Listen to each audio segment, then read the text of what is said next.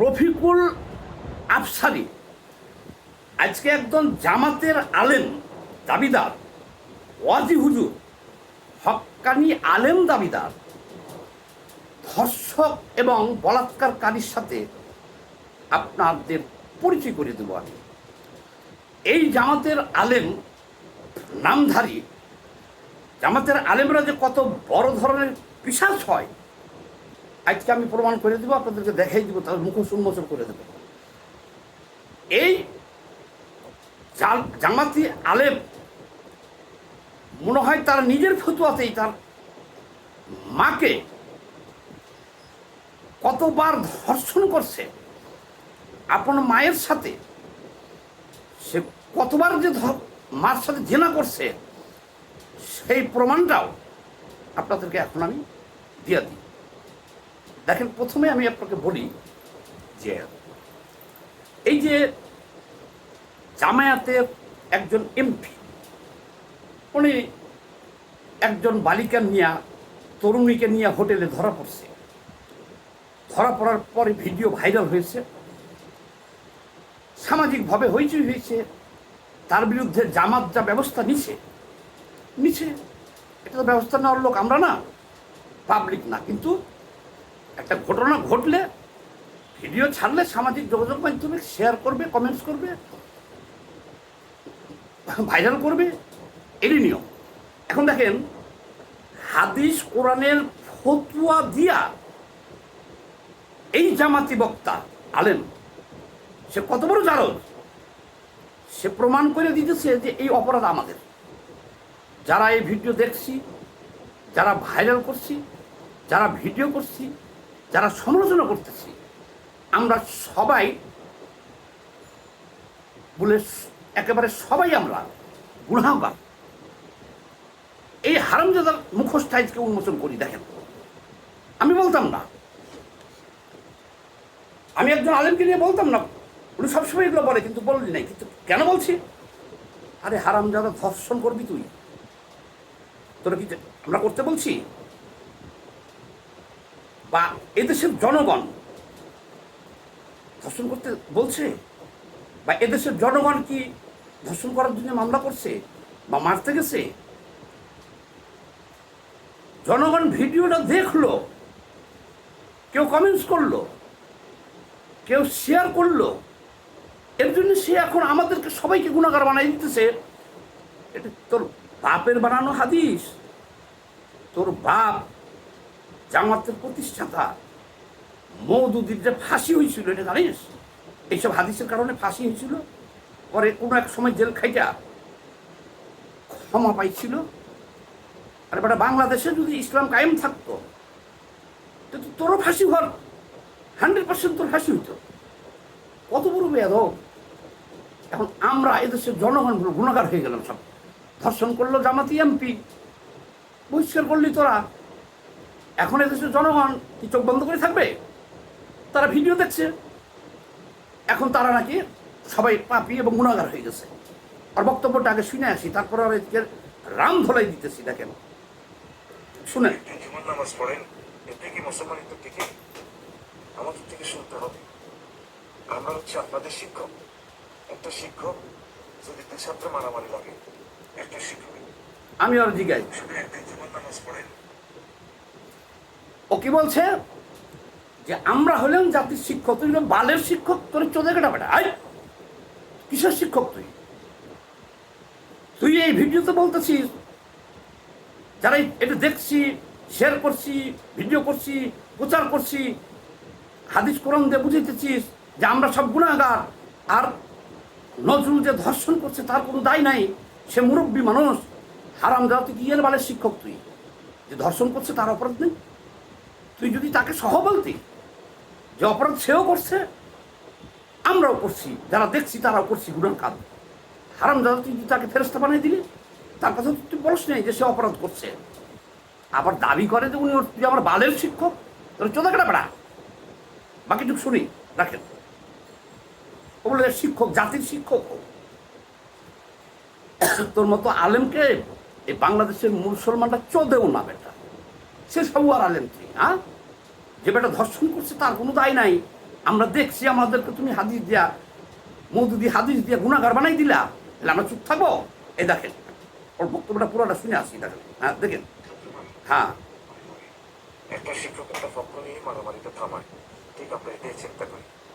একটা সিনিয়র মানুষ যে দলেরই ময়মনসিংহের একজন এমপি, এই ভিডিওটা আমি দেখিও নি, কারণ বড় মানুষ একটা অ্যাক্সিডেন্ট করছে। আর সবচেয়ে বড় কথা হলো আপনিও একটা সিহা, আপনার দলের লোক, আপনার দলের ভাইকার নিয়ে পরামর্শ দিন, ভাই আপনি মদ খাইয়েন না, ভাই এখন ন্যায়টা যুগ আপনি পাল্টা করেন, আপনি তাকে পাল্টা করার জন্য সুন্দরভাবে নমিনেশনটা নেওয়ার জন্য নিচে তার দলের বাইরে করছে। এই যে বুড়া মানুষটাকে এত কিছু করে দিই বস, কখন টাকা পাস করে দিই, এখন এটার জন্য সে তো ভাবি হলো, সে একভাবে এক দর্শন করছে, একটা শাস্তি কেনার শাস্তি। যারা এই শাস্তিতে সহযোগিতা করলো তারা তো মৃত্যুদণ্ড, আর যারা প্রচার করছে, যারা দেখছে, প্রত্যেকে গুণাগার হয়ে গেল। এই জন্য আপনাকে সংশ্লিষ্ট দপ্তরে আপনি জানাই দিলেন, শুধু একদিন জীবন নামাজ পড়ে প্রত্যেকে মুসলমানদের দিকে আচ্ছা, আমাদের দিকে শুনতে হবে। আমরা হচ্ছে আপনাদের শিক্ষক, আরো একটু বলি শুনে। একটা শিক্ষক। ইনি জামায়াতের এমপি কাজী নজরুল ইসলাম সাহেব, ওই যে তরুণীটা নিয়ে ধরা পড়ছে, ধরা পড়ার একটু পরেই সে ভিডিও করছে যে উনি নির্দোষ এবং এটা ওনার দ্বিতীয় স্ত্রী। পরবর্তীতে তো ব্যাকডেটে একটা কাবিন করলো এবং এটা প্রমাণিত হইলো, এই জন্য ওনাকে বরখাস্ত করা হলো, মামলা করা হলো। সে আলেম ও কিভাবে আধা ঘন্টার মধ্যে ভিডিও করিয়া একেবারে ওনাকে দ্বিতীয় স্ত্রী বানাইয়া হাদিস কোরআন দেখাইয়া উনি বুঝিয়ে দিল যে উনি নির্দোষ। ভিডিও করছে, উনি ভিডিও করছে যে একেবারে নির্দোষ এবং হাদিস কোরআন মোতাবেক বিবাহ করছে। জামাতের এই সমস্ত লায়াররা, জামাত মানেই কিন্তু আলেম না। আপনি দেখেন জামাতের আলেমরা কিন্তু ইসলামটাকে ধ্বংস করে দিতেছে। বাংলাদেশের যারা হক্কানি আলেম, আমরা এখন বুঝি যে কেন তারা এই জামাতকে মুসলমান হিসেবে মেনে নিতে চায় না। আমরা এখন একটু ইসলামিক জ্ঞান হয়েছে বুঝি যে মাওলানা মওদুদি, যিনি জামাত ইসলামের প্রতিষ্ঠাতা, তাকে কেন ফাঁসি দেওয়া হয়েছিল।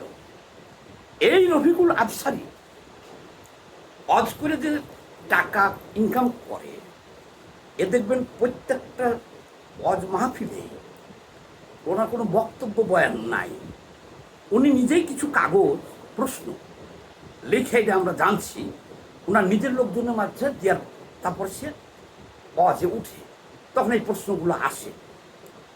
কি অদ্ভুত অদ্ভুত প্রশ্ন জানেন?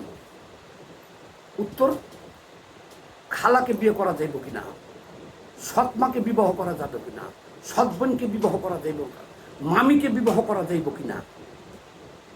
উনি প্রকাশ্য একটা ভিডিওতে বলছে মমতা রাজি থাকলে সে তাকে বিবাহ করতে রাজি আছে। সে প্রকাশ্য একটা ভিডিওতে বলছে, কিছুদিন আগে দেখছেন যে আর খালি চটি গল্প, সে নিজেও বিয়ে করতে চায়। ভারতের পশ্চিমবঙ্গের মুখ্যমন্ত্রীকে কয়েকদিন আগে যে ভিডিওতে দেখছেন তারে, আর প্রত্যেকটা ভিডিওতে তার যে চটি গল্প। আচ্ছা ভাই, আপনারা যারা ইসলাম রক্ষা করতে চান, হেফাজতে ইসলাম, খেলাফতে ইসলাম, বাংলাদেশে তো ইসলামিক দল বহুত আছে, আমাদের কথা বলার লাগে কেন? আপনারা কি জামাতের এইসব আলেমকে দেখেন না, যারা কিনা বলে, একজনের কথা কি বলবো, আজকে এই রফিকুল আফসারিকে কেন বলতেছি যে সে মাস্টার এবং যার হচ্ছে সে অজ মাহফিলে উঠে চটি গল্প করবে। শুধু তাই না, তার একটা ভিডিও পেলাম,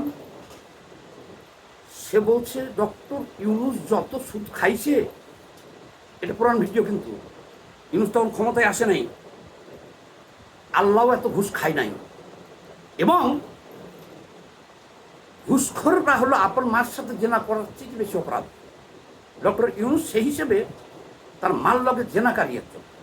এই ভিডিও কিন্তু তার। কয়েকদিন পরে যখন ডক্টর ইউনূস ক্ষমতায় আসছে,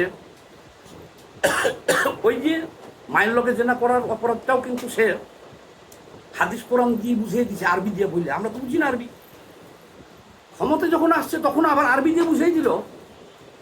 ডক্টর ইউনূসকে আল্লাহ রহমত হিসেবে পাঠিয়েছে আমাদের জন্য। তার জন্য দোয়া করতেছে হাত তুলা, সবাইকে দোয়া করতে বলতেছে আল্লাহ 100 বছর ওনারা ক্ষমতায় রাখুন, 100 বছর আয়ু দিক। তাহলে এর হাদিস কোনটা ঠিক? দুইবারই তো হাদিস বলল। আগে বলল কি যে ইউনূস সুদখোর মাল্লকে জেনাকারী, আর ক্ষমতায় আসার পরে বলল কি আল্লাহ 100 বছর আয়ু দেব, এবং সে এটা আল্লাহর নিয়ামক, আল্লাহ তরফ থেকে পাইছে তারা। আচ্ছা, তাহলে তার হাদিস দুইবারই আরবি দিয়ে হাদিস দিয়ে বুঝিয়েছে, তার হাদিস কোনটা সত্য? তাইলে বুঝতে হবে যে এরা হলো বলাৎকারকারী, শিশু ধর্ষক, সুবিধাবাদী, চরিত্রহীন। এরা আলেম না। এইরকম জঘন্য আলেমরা যদি থাকে, আমি বললাম বাংলাদেশে ইসলাম থাকবে না। কারণ আমাদের মতো সাধারণ মানুষই তো সহ্য করতে পারতেছি না। এগুলো কি? ওনার প্রত্যেকটা ওয়াজ শুনেন তো আপনারা। একটা চটি গল্প, রসরসা মেয়েদেরকে নিয়ে যে গল্প, মাকে বিয়ে করা, খালাকে বিয়ে করা, চাচিকে বিয়ে করা, বোনকে বিয়ে করা, সৎ বোনকে বিয়ে করা থেকে শুরু করে তাদের নিজস্ব কোনো চরিত্র তো নাই। এখন আমি ভিডিওটা কেন করলাম আর কেন খেপলাম? এই হারামজাদা তোমরা করবা ধর্ষণ, আর গুনাহ হবে আমাদের। ও ডাইরেক্ট ভিডিওতে বলছে ওই দিনকে, যারা এই ভিডিওটা করছে, যারা প্রচার করছে, যারা দেখছে, এরা সবাই গুনাহগার। কিন্তু একবারও মুখ দিয়ে বললো না যে যে করছে সেও গুনাহগার। এদেরকে কি বলবেন আপনি? হাই রে বাংলাদেশের মানুষ, এরা যে ধর্মান্ধ কতকাল থাকবো, আর জামাতিরা যে এদেরকে বোকা বানাইয়া। আমরা তো যারা হক্কানি আলেম তাদেরকে শ্রদ্ধা করি, তারা তো এই ধরনের কথাবার্তা বলে না। তারা চটি গল্পও বলে না, আর তারা প্রতিদিন ওয়াজে উঠলে বিয়েও করতে চায় না। আর একই হাদিস যখন ইউনূস ক্ষমতায় আইছে, ওনারা সুবিধা পাইতেছে, তখন বলতেছে আল্লাহর নিয়ামত। আর যখন ক্ষমতা ছিল না তখন বলতেছে ইনি মহাসুদখোর। ইনি একলা না, এদের প্রত্যেকটা আলেম। যেন কেউ বলছে সাইদিরে চাঁদে দেখা যায়, সাধারণ চৌধুরী চট্টগ্রামে বলছে তার কেরামতির দেশে সূর্যকে থামাই দিতে পারে। ওই যে আমির হামজা, সে বলছে করোনা মুসলমানের জন্য না, এটা ইসলামের সৈনিক। কোনো মুসলমান যদি মারা যায় তাহলে আল্লাহর কোরআন মিথ্যা হয়ে যাবে। তাহলে আল্লাহর কোরআন, বহুত মুসলমান মারা গেছে, আল্লাহর কোরআন মিথ্যা হয়ে গেছে, মিথ্যা হয়ে যাবে। তারপরে তারা বলতেছে আপনি যদি বিড়ি টানতে টানতেও জামায়াতের গুণগান করেন দাঁড়িপাল্লার, তারপরও আল্লাহ আপনাকে বেহেশত দিবে। দাঁড়িপাল্লায় ভোট দিলে বেহেশত নিশ্চিত, দাঁড়িপাল্লার বেহেশতের টিকিট। আর দেখেন জামাতের এই মাসে কতজন ধরা পড়ল। এই যে ফরিদপুরে দেখলেন একজন জামাত নেতা প্রবাসীর ঘরের খাটের নিচ থেকে বের করলো টেনে। আর একজন জামাত নেতা শিশু বলাৎকার করে ধরা পড়লো, 3 জন শিশু বলাৎকার করছে এই মাসে। কুমিল্লায় আরেকজন শিবির নেতা এই মাসে আরেকটা নারীকে গর্ভবতী করে দিছে, যে বিয়ে করবো না দেখে আত্মগোপনে গেছে। কিন্তু সবচেয়ে বড় কথা হলো কি, ওনারা আরবি দিয়ে হাদিস বইলা, আরে হাদিস তো একরকম হবে, ওই ঘুরে ফিরে জনগণেরই দোষ, ওই আমরা যারা দেখছি তাদেরই দোষ, গুণাগার। আর ওনারা ব্যস্তবাসী, ব্যস্তের মালিক, ওনারা ব্যস্ত বিক্রি করবে, ওনারা ধর্ষণ করবে, ওনাদেরই কেউ ভিডিও করবে, ছাড়বে। এখন আমরা দেখলাম একটু গুণাগার হয়ে গেলাম, আর জাহান্নামী হয়ে গেলাম। আরে বেটা, তো গো ওই মৌদুদি বেহেশত আমরা চাই না, ভালো হয়ে যা। আমি বাংলাদেশের হক্কানি আলেম ওলামাকে আহ্বান জানাইতেছি, জামাতের এই ধরনের ইসলামকে নিয়ে যা করতেছে, আপনারা এটার প্রতিবাদ করেন, না হলে তো ইসলাম টিকবে না। এরা যে মওদুদি বেহেস্ত, মওদুদি হাদিস দিয়া ধর্ষণকারীর গুনাহ হয় না, আমরা দেখছি, শেয়ার করছি, আমাদের গুনাহ হয়ে গেল। এটার বিরুদ্ধে যদি ব্যবস্থা না নেন, যেমন এই যে আজকে আমি প্রতিবাদী হইয়া অনেক সহ্য করছি, কিন্তু আজকে বলতেছে আমি তো ভিডিওটা দেখছি, তাহলে আমি গুণাগার হয়ে গেলাম। এই হারামি বাচ্চা, তুই তোকে এমপি যে ধর্ষণ করলো, ভিডিও করছে দেখি তো ভিডিওটা হয়েছে, আইছে, তাহলে আমরা গুণাগার হয়ে গেলাম। তুই আবার আরবি দিয়ে হাদিস দিয়ে বুঝাই দিলি, তুই আবার জাতির শিক্ষক, তুই বালের শিক্ষক। তুই সবাই এই ভিডিওটা বেশি বেশি করে ভাইরাল করবি তো। আমি ধরছি তো ধরছি, আর ছাড়বো না এদেরকে।